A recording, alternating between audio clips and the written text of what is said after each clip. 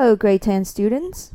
So there seemed to be a lot of confusion insofar as how do you even approach this Sankey diagram project. It seems too complicated. Well, it's actually not so bad as long as you remember that this is only an estimate. So you're not required to know exactly how much energy is used for each thing. You just need to provide the best estimate that you can find. So to begin it, what are the steps to approach this? First thing first, you gotta, if you are on this rubrics page, the criterion C Ishmael energy use diagram, this 7,600 kilowatt hour is what the school use each day, and this is the real number. This is how much we pay from our electric bill. Now we need to figure out how much is used fully, how much is wasted, so forth and so on.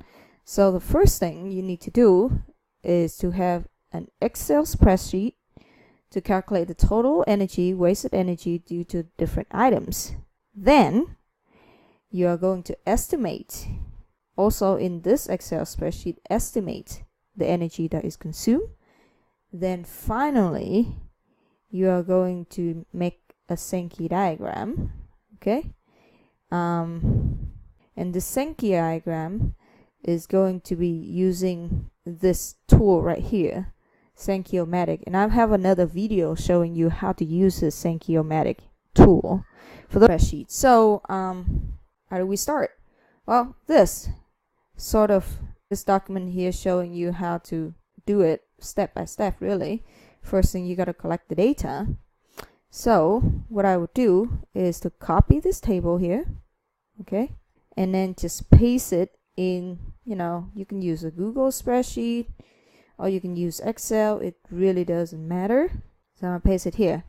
So when you walk around the room, the school with your thermal camera, you should be able to identify many sources that use energy in the school. I'm just going to use light as an example of a source because, well, that seems to be the first thing that hit you, right? Now the school seems to have many type of lights. You got the hallway light, you got the white fluorescent light.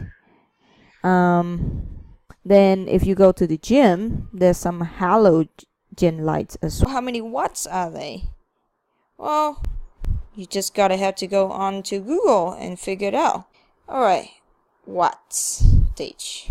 So 32 watts. It's really just try and arrow. Click on it and see if it looks like the one school. Okay, it's this kind. This one say is 4 feet. It's about 40 or 32 watts.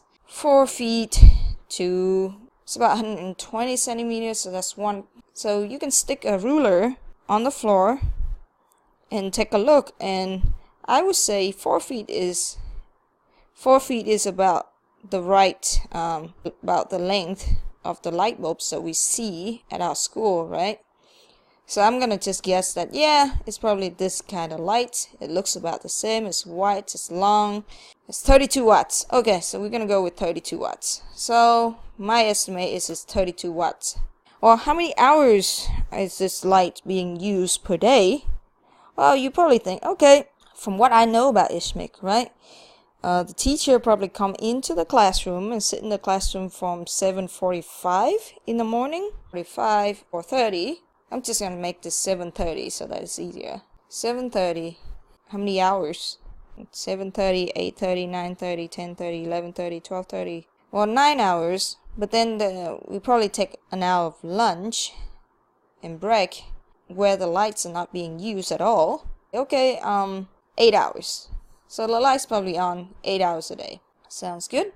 Let's say, okay, so how many total energy? Make another column. Sorry. Make another column for this. Numbers of items. Okay, so how many light bulbs do you have? So you gotta go into the classroom. How many light bulbs are there? So I probably would say that I know I haven't counted yet, but you guys are there, so you probably can count it. Probably about, okay, so there's 32 per classroom. How many classroom do you have? Well, you probably go around the school and count maybe just one floor, like the 4th floor. We count about 16 classroom. Okay, and we have 4 floor of the school, so I'm gonna estimate 4 floor. So in total, we probably have around 2,048 lights, fluorescent lights, white fluorescent lights in the school. All right, so then how much energy is that? So you're gonna say, okay, 32 watts multiplied by 8 hours.